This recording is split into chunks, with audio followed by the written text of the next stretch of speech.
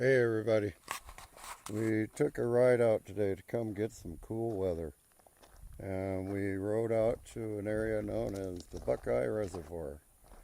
It's 13 miles outside of Paradox, out on the, I think it's the R5 or the U5. It's the number 5 road.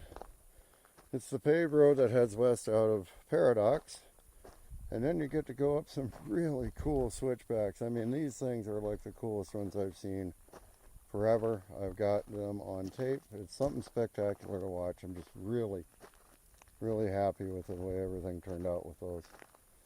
But we're getting a chance to kind of take a look at the reservoir, see what all the press is about.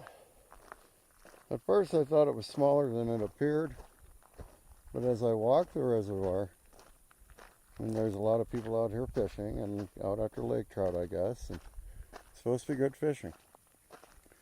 As I walk the lake, you can tell how much it's dropped. It's just sad to see this much of the reservoirs being gone.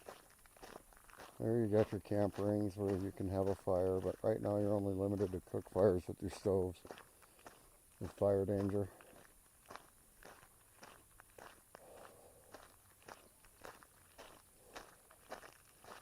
You can see where the creek comes in.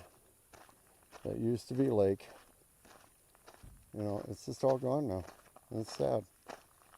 So, you know, when are we going to do something about global warming? When are we going to start doing something about paying attention to what's going on in the environment?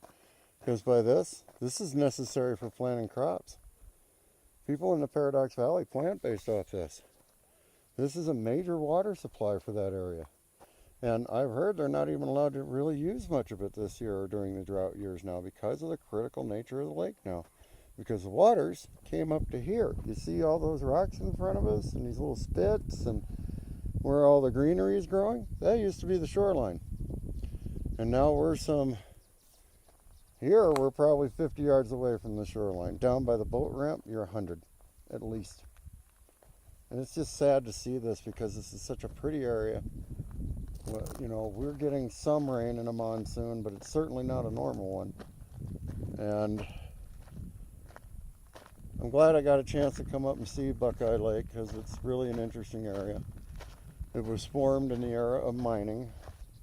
And then we'll go down and read on that sign a little bit and gain some history on it because I don't know if we'll get up here again for a while. And I kind of like to keep it to every 6 months at this point to be able to come up and see where the lake is at and track its progress.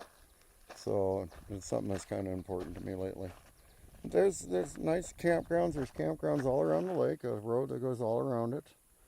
And, you know, there's restroom facilities or day restroom facilities all over the lake. So it's a really nice recreational area.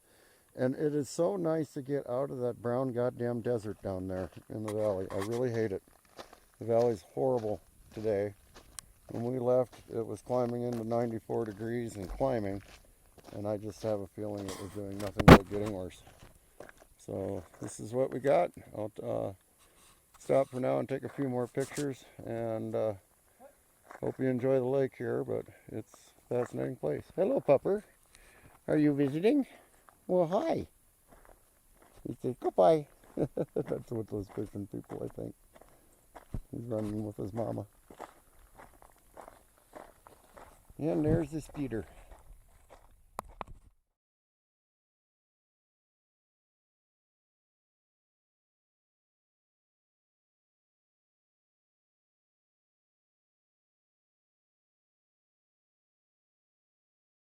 And just up here at the Buckeye Reservoir information placard, it says water for a thirsty landscape, H2O essential for life. Irrigation has been essential for watering food crops in the Four Corners area for thousands of years. Ancestral Puebloans used local streams and rivers to water their corn, beans, and squash. Early Anglo farmers who settled the Paradox Valley southeast of here attempted to farm using alkaline waters of the Dolores River, also prone to flooding. The river washed out their dams, making water storage and successful irrigation nearly impossible.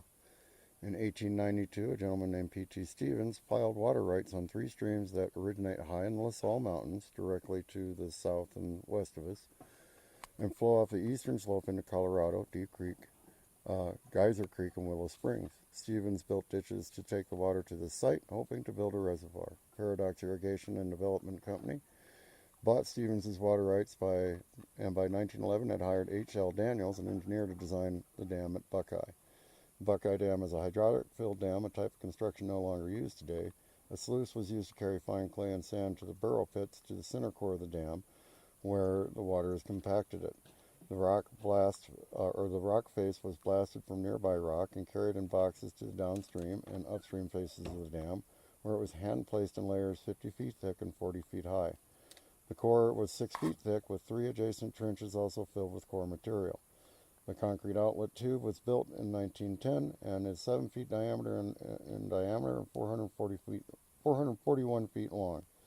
The cost of the Paradox Valley Irrigation Land and Development Company cost them $104,000, $444.74. Although never completed to its planned height, the reservoir was filled in 1914 and no leakage whatever developed. The reservoir now provides irrigation water for the rich agricultural lands of Paradox Valley throughout the growing season, and in dry months and years it provides crucial water storage. That's all we got today, folks. I'm just going to take a few more pictures and we'll talk to you later. Peace.